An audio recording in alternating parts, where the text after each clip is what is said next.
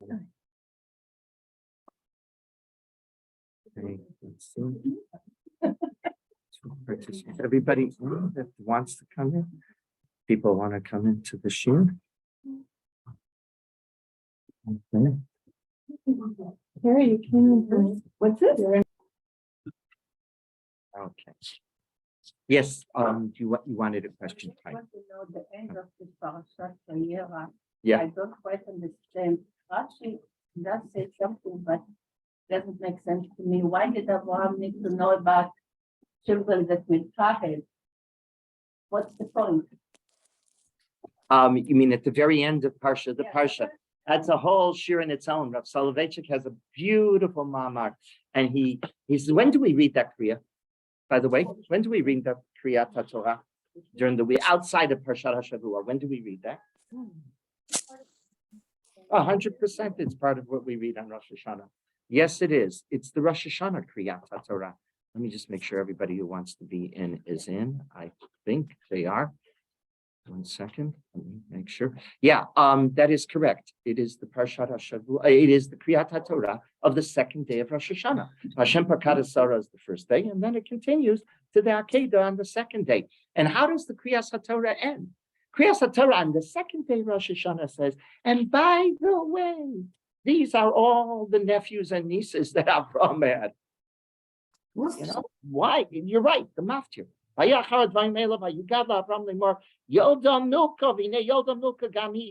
the way, your sister-in-law gave birth. Huh? And it then lists it. Is that what's supposed to be? So Rav Soloveitchik said beautifully, drush. It's drush. He says, if Rosh Hashanah comes and goes, and the only thing you can speak about is how long was davening? How did you go faster? Did we go faster? In other words, if it's just the regular who gave birth to whom, who had a simcha, who didn't, who had it, right? If that's all we're talking about at the end of Yontif. Yontif didn't do it straight. That's how he says it. It's drush, but there's a lot of emes to it. But there's a lot, it's a good question, but not for today. I'm sorry. But you reminded me of that. Okay, page 108. In Chaye Sarah, Perek Chaf Daled. We're going to call this the marriage mission, finding a wife for Yitzchak, part 1. Right? Remember, I talked about this in the drasha on Shabbat, and this past Shabbat. Remember, the covenantal community is not one person. The covenantal community is 2 people, right? Avram, Sarah, Yitzchak, Rivka, Yaakov, Rachel. Leah's a whole different story. Yaakov, Rachel. Right? The covenantal community is not about an individual. It is about a couple. Sarah died, at the very beginning of this week's Parsha. Sarah dies. How many years later does Abraham die? How long is he without Sarah? 38 years. And what do we know about those 38 years? Almost nothing. Without Sarah, Rabbi Soloveitchik points out, Abraham is nothing.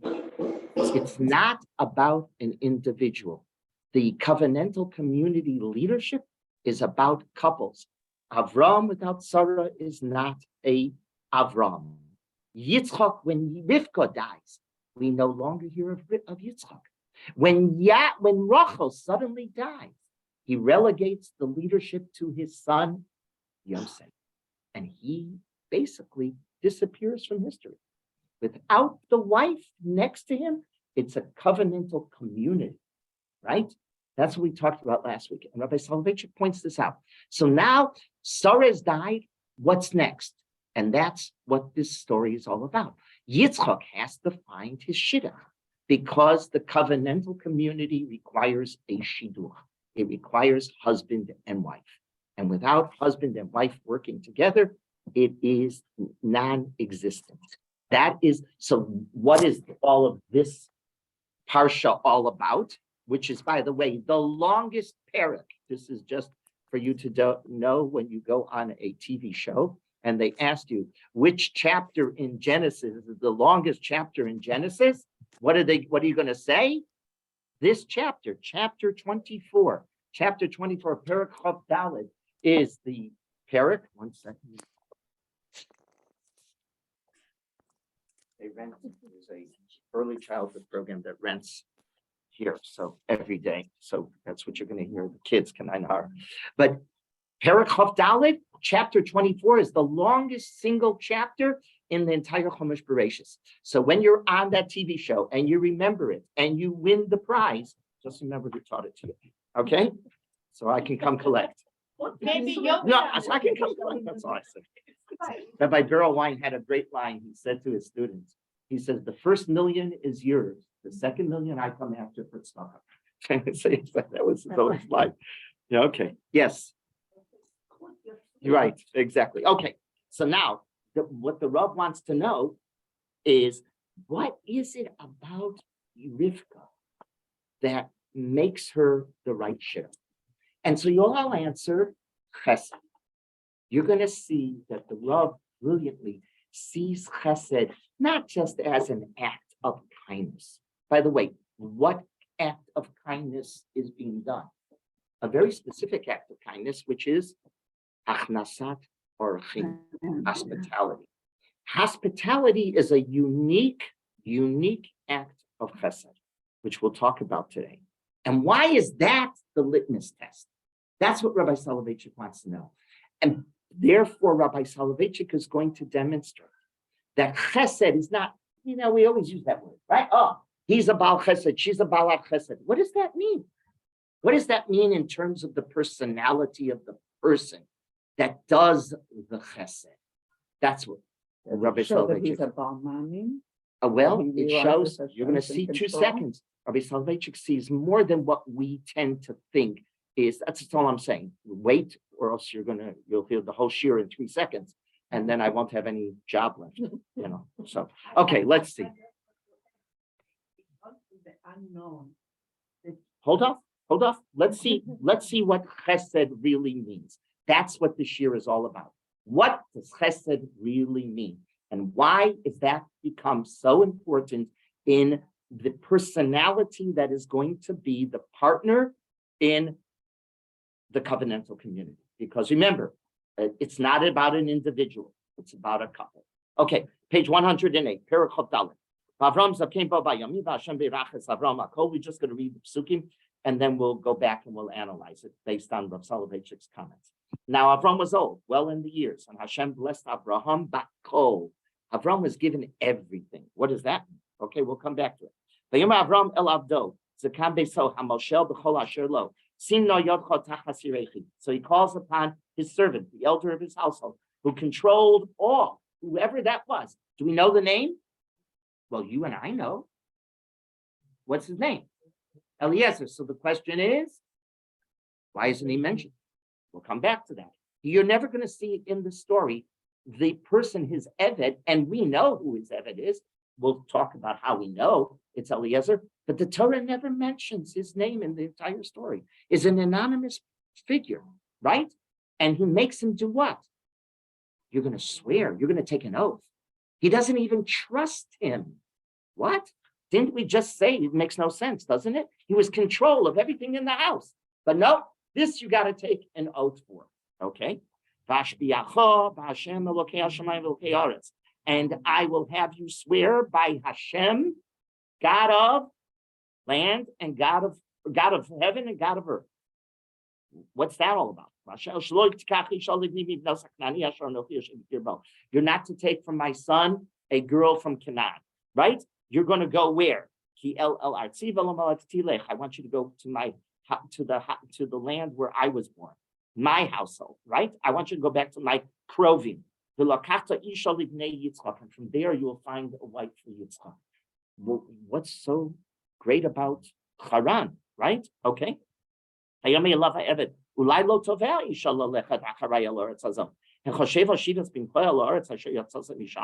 what does Eliezer say? Well, I might not succeed. What if she doesn't want to come with me, right? What do I do then? And Avram makes him swear, and he says what? He says, Avram answered him, beware not to return. You're not bringing my son there. If you think you're going to have to bring Yitzchak there, forget it. It ain't happening. If you find a girl and the right girl and she's willing to come, all is good. If she ain't willing to come, he isn't going there because he is the Akedah. He can't go anywhere. He can't leave Eretz Yisrael, right? And we know that later as well, when he has the famine, right? Can he leave to Mitzrayim? He says, hey, Abba left to Mitzrayim right after he arrived, there was a famine. I'll follow my father. Mina Gavosenu biyadenu. I'll follow what my father did. Just because your father did it, Rav Hershel Schachter says often this comment. He says, just because your father did something doesn't make it for you the only example that you have to follow. You have to look and you have to say, well, does that work for me? It didn't work for Yitzchak. HaKadosh Baruch Hu interfered. He said, for Avram, he could go down to Mitzrayim. Avram wasn't the Akedah. You're the Akedah. You can't leave Eretz Yisrael. So where does he go? To Plishtim, Eretz Plishtim, which is really Ashkelon, right? Ashkelon, Ashdod, Ashkelon, in that area. So he never leaves Eretz Yisrael. Avram leaves Eretz Yisrael and Yaakov leaves Eretz Yisrael. Yitzchak doesn't leave Eretz Yisrael. Hashem Elokei Hashemayim Asher Lo Kachani, Pasuk Zayin. Asher Hashem Elokei Hashemayim Asher Lo Kachani Mibeis Avi Miberes Moladati V'Asher Diber Li V'Asher Nishba Li Le'mor L'Zaracha Etenas Haaretz Hazos Hu Yishlach Malacho Lefanecha V'Lokachto Isha Livni Misham. So Pasuk 7. Hashem, God of heaven, who took me from the house of my father and from the land of my birth, who spoke concerning me, who swore to me, saying, to your offspring will I give this land. He will send an angel before you, and you will take a wife for my son from there. So what does Avraham answer to Eliezer's concern? Don't worry, HaKadosh Baruch Hu is going to take care of everything, right? Don't worry. You'll find the right term. V'im lo tovei yishal lechet pasuk ches. V'im lo tovei yishal lechet acharecha v'nikisam yeshivo asizos. Rakas b'ni lo toshev shama. And he says, but if the woman will not wish to follow you, you shall then be absolved of the oath from me. However, do not return my son to there. So if you don't succeed, you don't succeed. Come home empty-handed.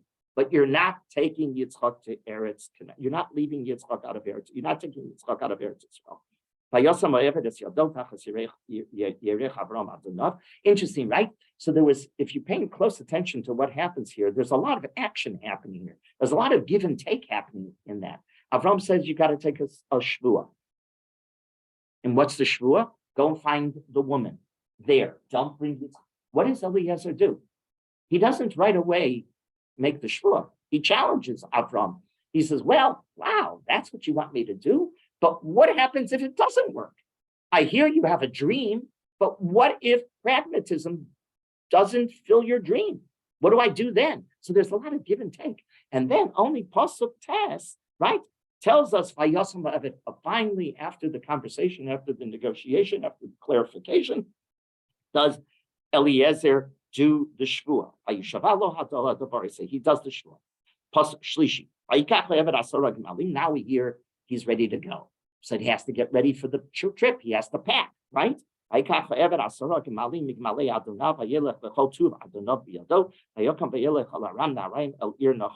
with a whole parade. He goes with 10 gemalim, everything that's good. He packs up a lot of luggage, right? In other words, he doesn't go just with a rolly, carry-on, right? He's not just going with the carry-on and the suit bag. He's going with a lot of luggage. So Pasuk Yud Aleph, and he made the camels kneel down outside the city towards a well of water at the evening time, the time when the women who draw come out. By Yomar, Hashem Elokei Adoni Abraham. By the way, take a look. What kind of trup is there on top of Vayomar? A shalshelet. So you heard that last week. The first shalshelet was last week. Remember what the word was? Vayit Mahama. Who? Do you remember the story? When the Malachim came to Lot and he said, let's get out of this city. Vayit Mahama. What does it mean? He dilly-dallied. He hesitated. So what does the Balkore do? Vayit Mahama. Like it doesn't end. It's indicative. The trup is giving you the musical allusion to what was going on in his head. Here, Vayomar. Now Vayomar. Who's doing this? Who's speaking? Lot. No, Vayomar. I'm sorry. I'm Eliezer is having this conversation, right? Vayomar. Hashem, so who's speaking? Eliezer. Sorry. Eliezer, he's now doing what? Why would there be a shalshelet here? Because he wants to marry his daughter. Well, that's interesting. That's a long medrash. story. Vayomar, why is he saying, why is there a shalshelet on top of Eliezer's comment? He's doing something that's really might be halachically problematic, ethically problematic. He's testing God. He's going to test God now.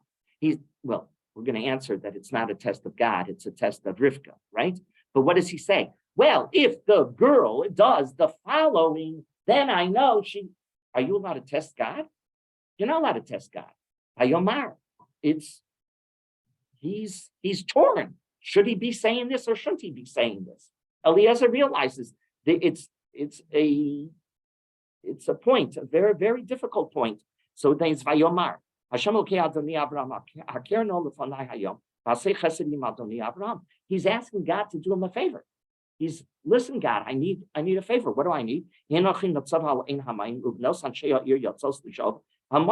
13, right? Behold, I'm standing here by the spring of the water, and the daughters of the townsmen come out to draw. And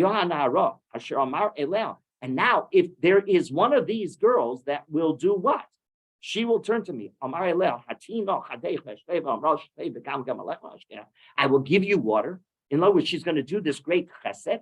By the way, Nechama Leibovich, go take a look at Nechama Leibovich has a phenomenal article on this story. She says she went and she studied in typical Nechama fashion. She says, do you realize how much water we're talking about here? We're not, when you read this, okay, I'll go down, I'll go to the faucet, I'll fill up and I'll come back and I'll give you a little. First of all, it was a distance. Second of all, to feed how many gemalim? 10. A lot of gemalim. So you're doing all of that.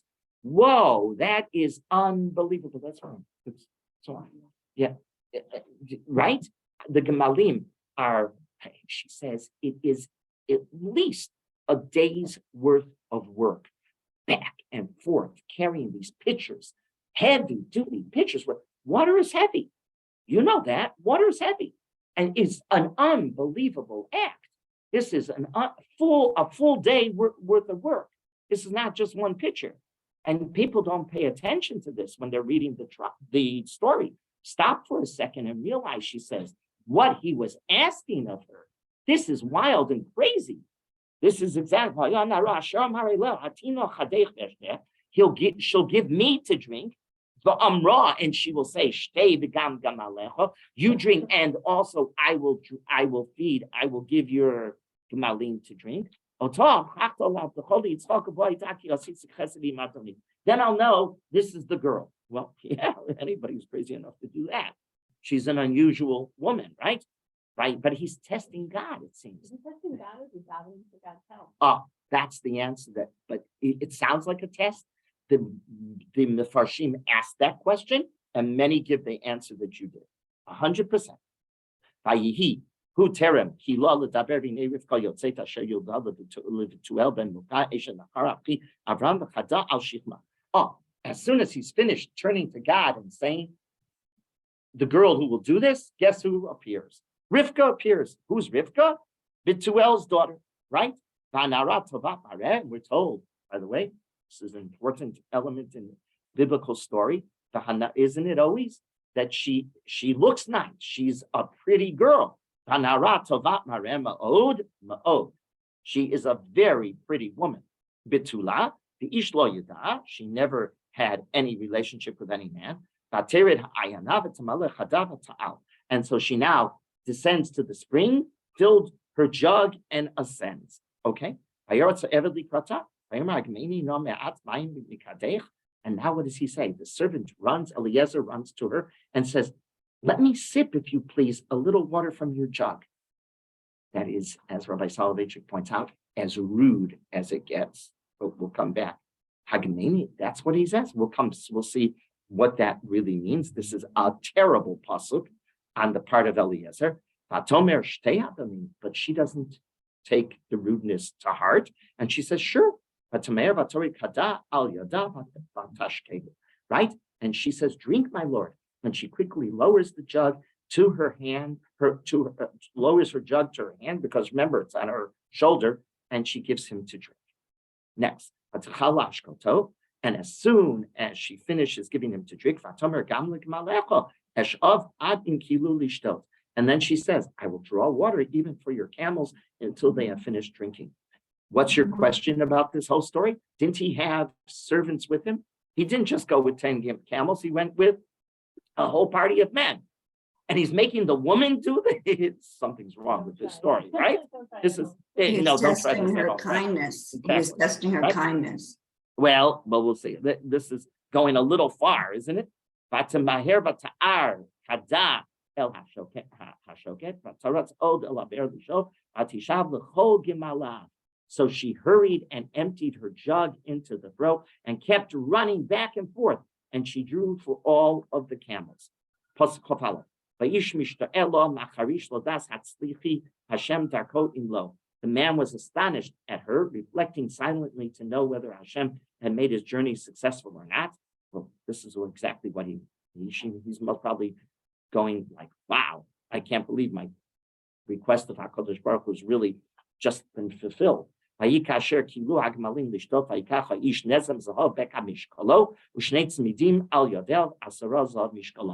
so now he gives her gifts. What does he give her? And where am I? Pasuk 22. And her reflecting silently to know whether Hashem had made this journey or not. And it was then, when the camels had been finished drinking, the man took a golden nose ring. Its weight was a beka, 2 bracelets on her arms, and 10 gold shekels was their weight. And now he says, by the way, who are you? Hagidino, please tell me. Hagidino, hayesh beis avich makom lanu lalin. So he says, who are you? And then he says, please tell me, is there room in your father's house for us to spend the night?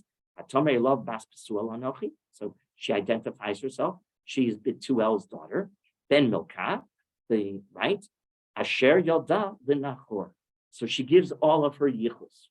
Okay, so she's related to Avraham. Gam Teven, Gam Mispo, Rav Imanu, Gam Makom Lalun.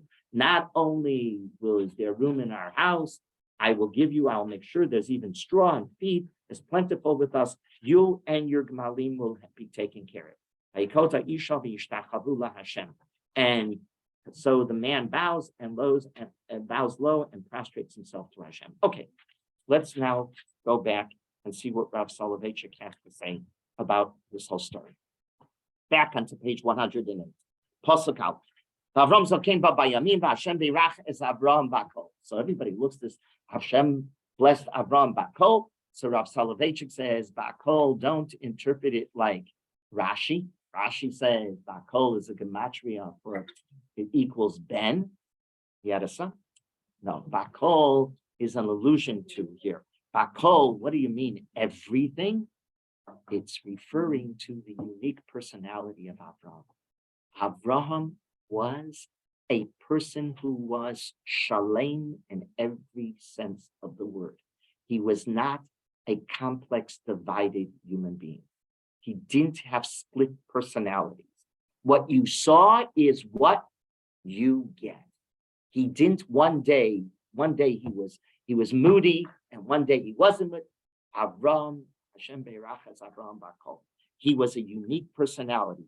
As Rav Soloveitchik said, he seamlessly integrated and synthesized all of his attributes into one human being.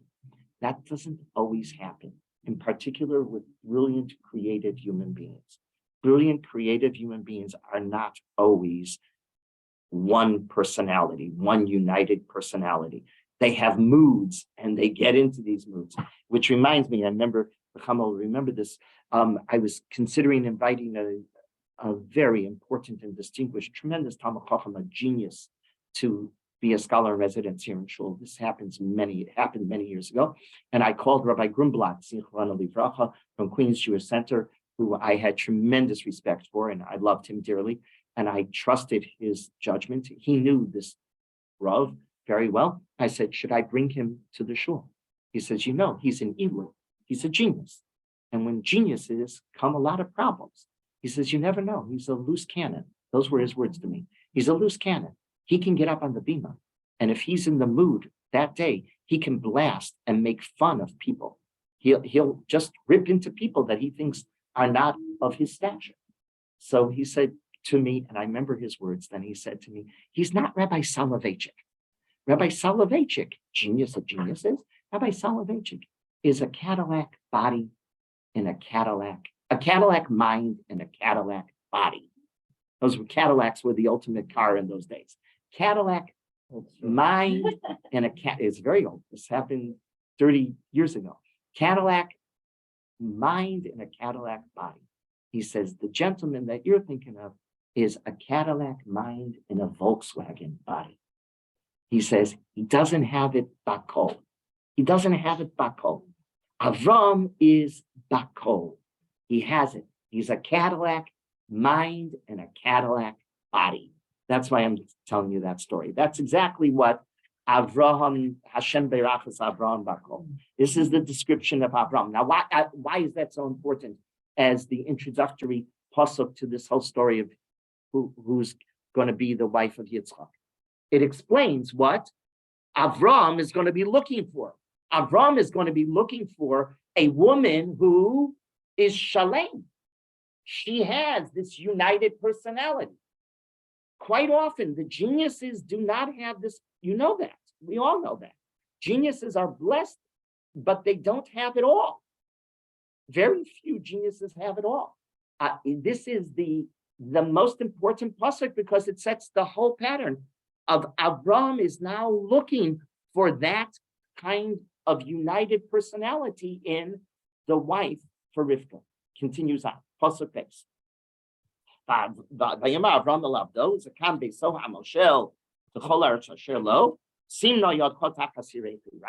Who is this? Who he speaks to his servant, but we're not told who the servant is. Now we know who the servant is. Go back to chapter 15, pasuk base, tes vav, pasuk base, which is back in Lech Lecha on page 66. Vayomer Avraham, everybody sees it? Page 66. Vayomer Avram, Adonai Elohim, Mati ten liva anochi olech ariri, uven meshek beiti, who? What's next? Eliezer. Who is the one who runs my house? Eliezer. So we know who the person is. The Torah identified it back then. Why doesn't it mention it here? Because, as Rabbi Soloveitchik says, it's not about Eliezer. He is anonymous in this story. He's just a shaliach. He's just literally he's not the important person in this story. Who's going to be the important person? It's going to be, we know the story. It's Rivka. It's not Eliezer. And he has to realize it's not about him. It's about her. I need you. Therefore, what do you have to do? If you're Eliezer, you have to remove yourself from the whole picture, which is the reason Chazal said he had a problem with this story, didn't he? He wanted his daughter. He had his private agenda. But and then you can really appreciate those few psukim of negotiation, can't you? He's having a hard time. He's having a hard time not being mentioned. He's having a hard time taking second fiddle here. He's not important, but the Torah is going out of its way. Rav Soloveitchik says you have to read it carefully. It's not about you, Eliezer. I need you to take an anonymous role. Are you willing to do it? If you're not, I'll have to get somebody else. That's clearly not being, it's clearly being said without being said, right? Are you willing to do this? And that's why he makes him do what? What? Why would he make him do a shvua? Right? He's the most trusted. We were told back, Perek Tezvav, Pasuk Beis, you just saw it with me back in Lech Lecha. He's in charge of his whole household. He trusted Eliezer. He let him run everything. By the way, where else do we see that in Tanakh, in Chumash Bereshit? Yosef, right? With Potiphar. Yosef was trusted with everything. That's why he doesn't get his head chopped off on it. Because if Potiphar, well, we'll get to that story, but right? If Potiphar really trusted the wife's accusation, then she was raped by him, what do you think would have happened? He went to live. He went to live another day, another minute. There wouldn't have been a court hearing. It wouldn't have been brought to the courts. He would have been shot and killed right there and then. Clearly, Potiphar doesn't trust his wife. Potiphar trusts Yosef. But very similar story, right? Okay, so that's what Rav Soloveitchik is saying. Read very carefully the psukim here. This is about finding the real personality. Next pasuk, here we go. Now this is what he's going to make him swear. V'ashbiacha b'Hashem. Read carefully, Rav Soloveitchik says. Elokei hashamayim ve'elokei haaretz. What's that? Elokei hashamayim ve'elokei haaretz. Why'd you say Hashem? Just what do you mean, Elokei, the God of heaven, the God of earth, which is the same God, right? Hashem, who is the God of heaven and the God of earth. It was a revolution of its time. Avram believed in the unity of HaKadosh Baruch Hu as the same God of heaven is the same God of earth. The ancients didn't believe that. What did the ancients believe? There was a division between, there was a God in heaven, there's a God on earth. That Judaism rejected. Avram rejected this. And it's such an important, by mentioning both God of heaven and God of earth, this reflects Avraham's concept of the unity of the world. And who are we supposed to imitate? We're supposed to imitate HaKadosh Baruch Hu, right? If HaKadosh Baruch Hu is united, is one, we have to be one. That goes back to Avraham being Bakol, right? Avram is not split because God is not split. God is one entity. He has to be one entity. And this was an enormous revolution. Avram believed that God was equally both in the heaven and in the earth. The ancients didn't believe this. They believed in a cleavage between the natural and the ethical. Take a look. He says, Avram notes this back in 1825. Let's go back in 1825. Perikutes, Pasuk Chofhei. Perikutes, Pasuk Chofhei. Yudches, I'm sorry. Yudches, Pasuk Chofhei. He's now defending, he's challenging HaKadosh Baruch Hu. How can he destroy Sodom? What does he say? Pasuk Chofei. Chalila lecha mi'asos kadavar hazeh la mi sadik im rasha v'yo chatzadik ka rasha chalila la hashofet kol haaretz lo ya'aser mishpat. This is a very famous pasuk. Abraham is challenging God. How can you consider destroying all of Sodom? If there are good people in Sodom, why should they be destroyed, right? Isn't that what it says? It would be sacrilege to you to do such a thing, to bring death upon the righteous along with the wicked, so that the righteous will be like the wicked. Is that possible? You're the shofet kol haaretz. It would be sacrilege to you. Shall the judge of all earth not do justice? Hashofet kol haaretz, which is God of morality, right? But he refers to God in this pasuk.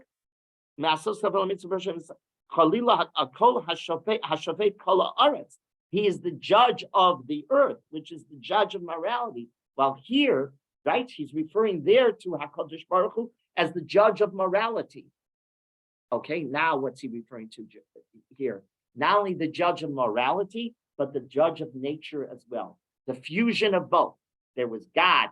When he's talking in Sodom, he's talking about God. How do you act as a judge of morality? But now he's saying that's not the only personality of you, HaKadosh Baruch Hu. You're the judge of morality and the judge of nature at the same time. You're one.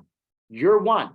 And so I have to find a woman that has this unity of personality, not a cleavage in personality. And this sets the whole stage of the whole story. Continue on. I want you, he tells Eliezer, this anonymous servant, right? I want you to go where? I want you to go back to my family, to my birthplace, right? I want you to go back there. So what's the question? The question anybody studies here is, what is it about his family that he is so certain?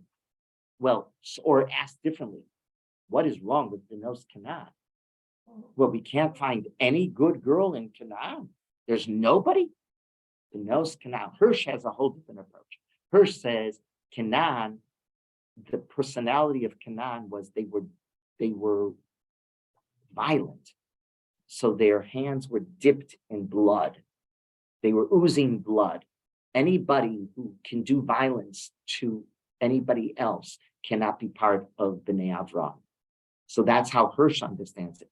Rav Soloveitchik understands it. He sees, very interesting, he sees, I understand that there's a genetic code, if you will, in my family. And it works. That's why I want you to go there. That's what I see. But you're going to test it. I don't only believe in the genetic code. Let's see if it works. And so then he does what? What is he going to ask Eliezer to do? He's going to ask, you're going to find, or what is Eliezer going to do? What is Eliezer going to test? Is she able to do hospitality? What is it about hospitality? Here the Rav stops and he analyzes. Tell me, what is it about hospitality that is the litmus test? So Rav Soloveitchik says there are three things that are unique to hospitality. Number one, hospitality is difficult. It's uncomfortable. Allowing someone into your home, a stranger into your home, into your privacy is very difficult. Into your private space, it's very difficult. It requires what? On you. Giving up. That's correct. And it requires tolerance. Can't be a hospitable host if you're not tolerant. If you watch everything they do, you're not going to be able to be hospitable, right? Avraham and Sarah were masters of allowing strangers into their tent, right? They teach us that when we were little kids, right? Every side there was a door. That's the ultimate. Hospitality is the ultimate of doing what? Making room for others. Number two. Yes. I'm just going to interject one little thing that I heard from Rabbi Shorsky's name of her husband. So from the pasuk itself, it says, "Asher lo tikati shalibni libno hakani asher anochi." Not that I live amongst them, but the anochi, their self. They're only self-centered, right? There. So you cannot. Hospitality can't happen. Because the Very anochi good. are Very good. Number two, why is hospitality so important? Avram understood what galut was all about. He left the security of his home, right? He was the wandering Jew. He was the wandering human being, right? He was the wandering human being. He went on the greatest journey ever known to mankind. Being homeless and wandering through the streets of the world is like a stranger. Who's going to give me room?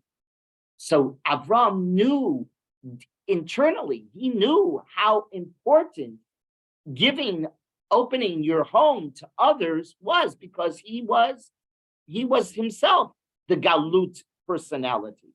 And number three, Rav Soloveitchik notes about hospitality. Hospitality teaches us the rejection of the notion of my home is my castle. My home is not my castle. What does that mean? My home is my castle. It means, hey, I own it. In Judaism, we don't believe that. What do you write when you buy a new sefer and you put your name on it?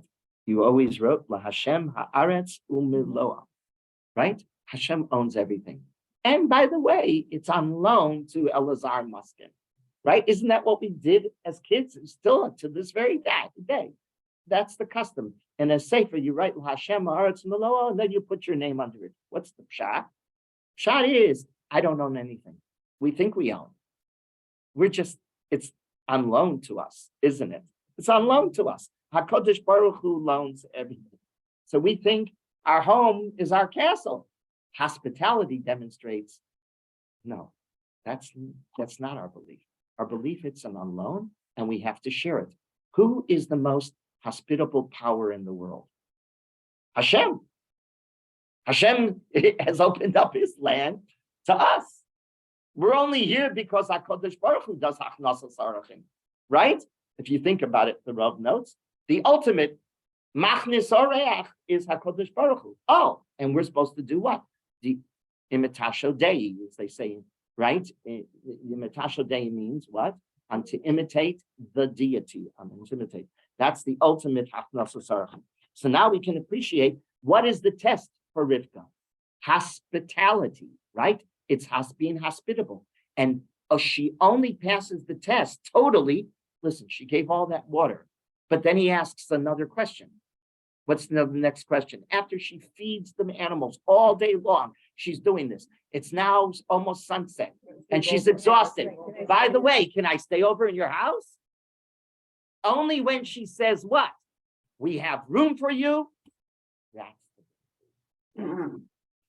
after she gave the Gemalim, give me a breath. No, it's not over yet. But people don't pay attention to this in the story. They think she gets chosen because she gave water to the camel. No, the linchpin is what? Hospitality. Yes, we have room for you and we're hospitable. Yes. I'm thinking that he was most of the way there in the decision. Otherwise, why is he giving her the jewelry as gift? Oh, he gives her the jewelry as gifts. We're going to talk about that 2 seconds. Let's go now. Pasuk Yud Zayin, jump to Yud Zayin. Right? So now he says in Pasuk Yud Zayin, and he runs after her, right? So she's there and he runs after her. What does he say? Hagmi'ini na ma'at mayim mikadech. Can you tell me what this means?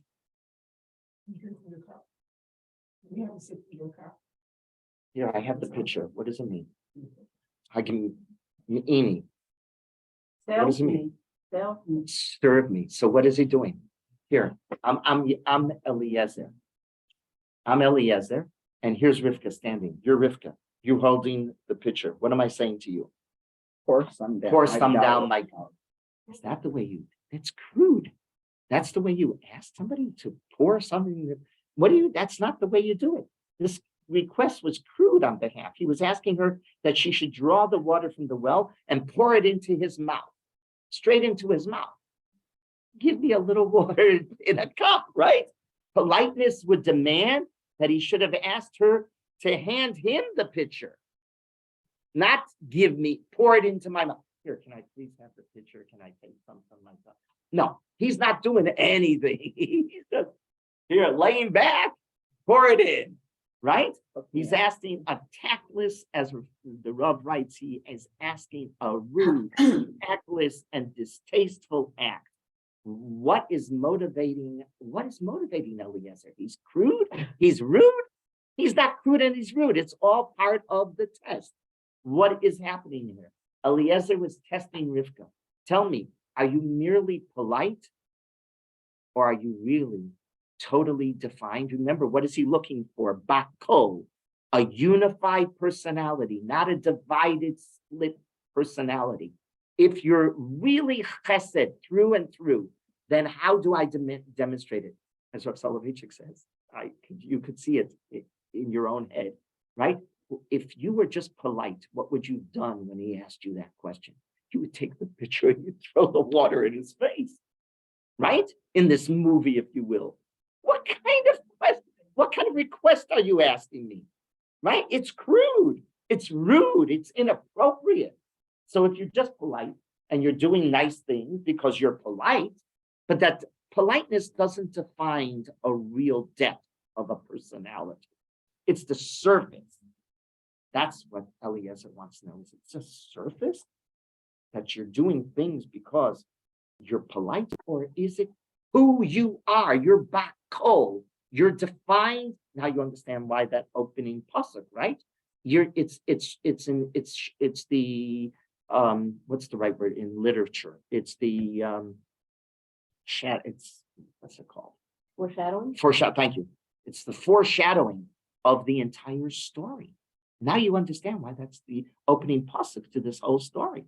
It's foreshadowing who she is. Okay?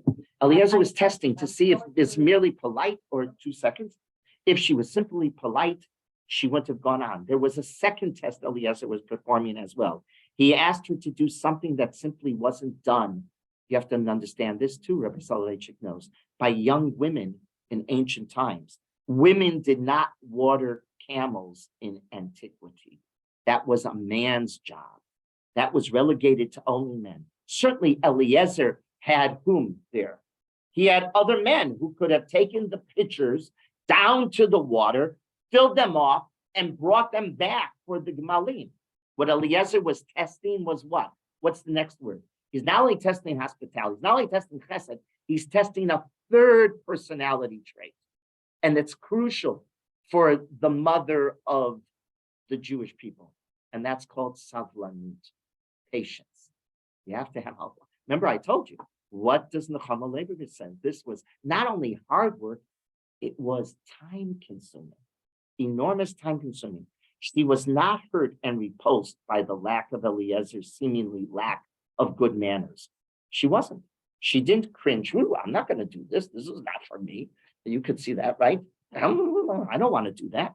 She offered hospitality to the ultimate, even when the guests were crude and rude. She had patience because we have to emulate whom? HaKadosh Baruch Hu. How do we describe HaKadosh Baruch Hu? Erech Apayim. HaKadosh Baruch Hu is the ultimate in patience, right? So we have to, he's looking, again, you see, it's not enough to say he was looking for a balas chesed. Rabbi Soloveitchik says, you missed the story, man. That's very nice. That's my granddaughter, if I asked my 6-year-old granddaughter coming home from school, what was so special about Rivka? I guarantee you, Ellie, I guarantee you my granddaughter is going to say what? She's a balas chesed. She does chesed, right? But what are we seeing? It's more than chesed. She's a united personality through and through. And she has patience. She has a sense of hospitality. Of yes, she's kindness, but that is who she really is as a personality.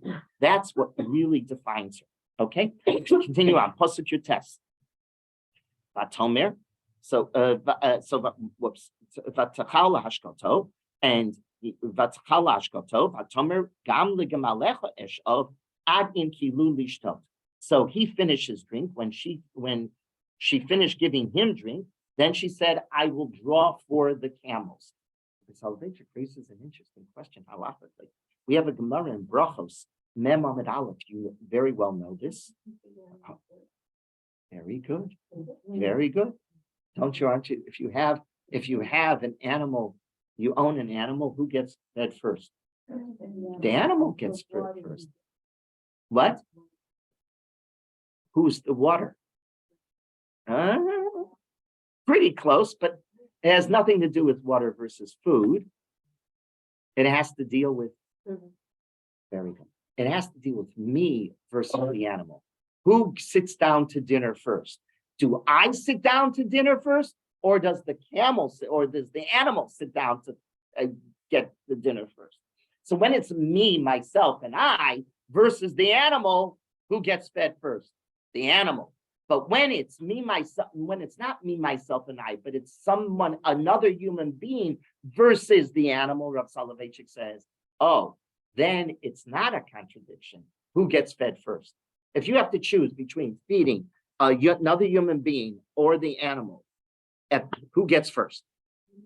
The human being. If you have to choose you or the animal, who gets first? The animal. That is correct. So she does not defy the halacha at all. Continue on to Pasuk of base. Now, he points out, he gives her gifts. Let's take a look at these gifts. Chazal paid close attention to what the gifts were, right? What were the gifts? They were alluding to certain things. So he does see, she gets gifts right after she feeds all of these animals. Thank God he's kind enough to do that at that juncture, right? Okay. Now he takes out of his pockets, right? Remember, he has packed bags. So he opens his suitcase and he takes out the jewelry that he's going to give her. Nezem zav beka mishkalo ushnei tzmidim al yodeh asara zahav mishkalam. So he gives her. So let's take a look. And what does he give her? He gives her a beka, 2 bracelets on her arms, 10 gold shekels was their weight. So he gives her Yonasan ben Uziel, and Rashi suggests these gifts are symbolic allusions. The 2 bracelets, very good. Very good. 2 is very important in Jewish philosophy. 10 shekel, 10 aseret dibrot. But the weight of the nose ring is a half a shekel. Machzid shekel. Very nice. All great. You're fine with this, right? Let me tell you again. 2 bracelets are an allusion to Shnei Luchot. 10 are an allusion to Aseret HaDibrot. And the half a shekel is an allusion to Machzid HaShekel. Question. I get 2 of the 3 in Judaism. I understand 2 of the 3. If you're talking to who is the next mother, the wife of Yitzchak to create the covenantal community, you definitely have to allude to the basic allusions to Judaism, right? Which are, Shnei Luchot, that makes sense. Aseret HaDibrot, that makes sense. Machzid HaShekel. If you have to choose 3 major items that you wanted to allude to, would Machzid HaShekel be one of them? I highly doubt it, Rabbi Soloveitchik asked. It's a very good question. He says, fine. Rashi says this, Yonasan ben Uziel says this, but I get 2 of the 3 that you would want Rivka to buy into, and Rivka, are you with the Shnei Luchot? Yeah. Are you with the Aseret HaDibrot? Yeah. Are you with Machzid HaShekel? Huh? What's Machzid HaShekel? Machzid HaShekel is an essential philosophical concept for Judaism. It's What? It's counting them. No. Forget about counting for 2 seconds. What does Machzid HaShekel? Yes, it's counting, but what does Machzid HaShekel mean? It's half because somebody else Is the other has to hand. give the other half. Machzid HaShekel makes room for the other. What did we talk about here? What was his test? Are you willing to make room for the other? And Rivka is willing to make room for the other. It is crucial. It is a philosophical concept that is crucial, right? The Machzid HaShekel, furthermore, the Machzid HaShekel, by the way, when you learn that in Parshas Ki Tisa, is a ransom. It's a kofer. It's kapara. It's a ransom for the Jew. Every Jew needs to give a half a shekel because he needs a ransom. There is no Jew who can do it alone. Can all the mitzvot apply to me? Do all mitzvot apply to me? There isn't a Jew that all mitzvot apply. The total incorrect statement is that every Jew is obligated. When you a bar mitzvah or a bas mitzvah, you're obligated in 613. No, you're not. It's not true. It's the biggest lie in the world. You can't say that to a bar mitzvah boy or a bas mitzvah girl. You're not obligated in 600. You're not obligated near 613. Klal Yisrael as a unified people. Am I a Kohen? Well, my father wasn't a Kohen, so I'm not a Kohen, right? There are 613 mitzvahs that I don't live in Eretz Yisrael. There are numerous mitzvahs that are Tluyos Baris. Levium had their own halacha, and Levium couldn't do what Yisraelim did, right? And Kohanim, man and women, right? There aren't that many, when you think about it, by the way, we're going to be teaching the workshop. When you think about this, Rabbi Soloveitchik points this out very well. How many mitzvahs asay shazman grama are there? Not even 10. Not even 10. We think, the women aren't obligated. Nonsense. You're almost obligated in everything, just like men. There may be, let's think about it. There's, and by the way, there are a lot of mitzvahs asay shazman grama that you are obligated. Do you have to eat matzah? Do you have to tell the Sipur Mitzias Mitzrayim? Those are mitzvahs asay shazman grama. Do you have to do Kiddush? Yeah, that's a mitzvah asay shazman grama, right? So there are reasons, right? Zohar v'shomer, etc., etc. Okay, lulav, I get it. Talaminim, sukkah, I get it. Okay, what else? Shofar. You go down the list, and there aren't too many. There aren't even 10. I think they're not even count them. They're not even. They took it upon themselves. Correct. Most mitzvahs say they took upon themselves. But even if they don't want to take it upon themselves, how many are there? There are very, very few. A woman still has certain obligations to daven. She doesn't have to daven like everybody, like a man, but okay, very good. You're going to have a hard time coming up with 10, right? You're going to have a hard time. Okay, now let's go back. This explains why the last thing Eliezer asked Rivka is, please tell me, is there place for us for lodging in your father's house? When, God bless you, when does he say that? After he gives her the Machzis HaShekel. Because the Machzis HaShekel is all about making room for the other. Are you willing to identify with the symbolism, not only of the Shnei Luchos, not only of the Aseret HaDibros, but also with Machzis HaShekel? Are you willing in a real concrete fashion? And what's the concrete fashion? Hospitality. Are you willing to do that? You're willing to do that? I found the woman. Okay, so to wrap it up, what is happening here is, from the Rav's point, that you have to read this story very carefully. It's not just, so I'll ask my granddaughter, tell me, what is Rivka's? What was the test of Rivka? What are you going to say? So Anna El will tell me, Chesed. She's right, but you know a little something more than that. Chesed represents a personality. It's not just superficial. It's not just politeness. I'll be kind to my classmate, right? What's real kindness? That's what Rivka represents. Bakol, which was Avraham. It was the foreshadowing of the entire story. It's a unity of a personality. Why? Because HaKadosh Baruch Hu is Elokei HaShamayim ve'Elokei HaAretz. And why is Eliezer not mentioned here? Because Eliezer has a hard time with this story. Because if he's going to look at it from his perspective, then you're going to mention his name. But he had to remove himself totally, because your daughter is not going to be the woman I'm looking for. She might be a lovely, lovely girl, but I need a totally unified personality. Benos Canaan. What's wrong with Benos Canaan? Now you can answer it. If Rav Soloveitchik's sitting here, what would he say? Benos Canaan were polite at best. At best, they were polite, but they didn't have it in their personality. It wasn't one united personality. They could be polite, they could be, but and how does Eliezer, when you read the story now and you go back, what is Eliezer asking of Rivka? Crudeness, right? It's not just, oh, please give me, I've read this story numerous times, right?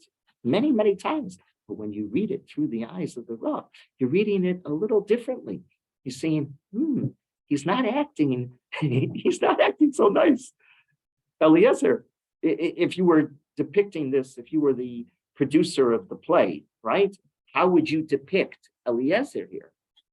In a bit of according to the way the Rav understands it, you would have to make the personality of Eliezer on stage what? Crude and rude. And yet, what would you do with Rivka? She has patience, she accepts him, she's not critical, she's willing to do it all. Who's that kind of a personality? Oh, that's Rivka. She can be the second of the Mahos. She can replace, and then we'll come to that Chazal. Bezrat Hashem, in a future year, we'll come to that Chazal. Rivka, what does Yitzchak take? Where does Yitzchak take her? To the Ohel of Sarah, right? Into his mother's tent.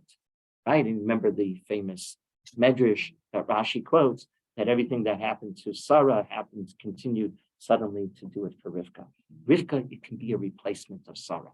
Why? Because she's a united personality. That's what's crucial. Okay, we'll pick up. Okay, no, before we go, just one question to you. Next week is, and every year I ask this question, next week is Erev, the most important day of the year, Thanksgiving. That was a joke. My wife has mentioned to me many times over the years, she goes to the supermarket and she overhears at this time of the year, the women in the store, have this. She goes, hey, excuse me, I do this every Friday night, every Shabbos. What are you talking about? This is nothing. This is nothing. And Yantif, when we have multiple Sudos, we don't we don't flip over Thanksgiving. But if you're not gonna be here, I won't give a shear. So are we gonna be here? Oh, yes, yes, yes, okay, then I'll Yeah. prepare a shear. I'll prepare a shear, okay? Yes. Why is that there? Maybe it's eluding. And the na'ara is without the hay, but there is two in there. So why is You're it asking so- Dick, that's not fair. Don't ask me, Dick. Ask my wife. Never taught me well on Dick. I don't know, where are you looking? That's one question. Diktuk, right? It's not Diktuk, it's Diktuk.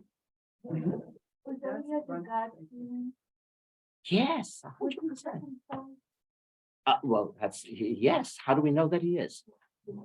Because Avraham takes everybody, but where does he do it? Okay, and just an interesting side, you're bringing up something, and it's late, I know you want to go. Here's, yeah, Hannah, where's the pasuk? Okay, so she'll find it while she's finding it. To answer an interesting question I'm gonna raise to you. Page 110. Yes, Look, your darling. you're Dalid. And- Vayah na'ara, I don't know. You know what? Sure, Amar Elel, the na'ara, the kamatz, but the hay is missing. I don't know. I wonder if in the, Maybe he didn't recognize. it. The Torah has to have it that way, kamatz without a hay. I mean, it's not gonna be a kamatz. I don't know. It's not my- Koren, the Masoretic text, I don't know. You have to find out. But that's interesting. How many stories of Bris Milah do we have in the Torah? One is at the end of Lech Lecha, and one is, oh, that's true, there's 3 stories. Very good, very good. I didn't think of that. One is at the end of Lech Lecha, one is in last week's Parsha. Yitzchak gets, right? And the difference between Lech Lecha and Vayera is what? Lech Lecha happens, they're not 8 days old. Vayera, Yitzchak is, right? Interesting. There's a halacha in Yeridea, the Gra Paskins, based on this pasuk in Vayera. So Yitzchak is born, right? And what happens? They throw a party for him. Vayom hi gamel. Where is that pasuk? Right after here. My elder, he was laughing. Take a look. I'll show you something very interesting. Here, page 94, pasuk Dalet. Vayomal Avraham es Yitzchak beno ben shmonas yamim. He gets the milah on the 8th day. Kasher tzivos looking. Vayavraham ben be'ashana v'valei lo es Yitzchak. Vatamer suratzchoko salili. She names him Yitzchak. Vatamer mimi leil Avraham iniko banim. Okay. Vayigdal hayeled pasuk ches, and he grows up. Vayigamal.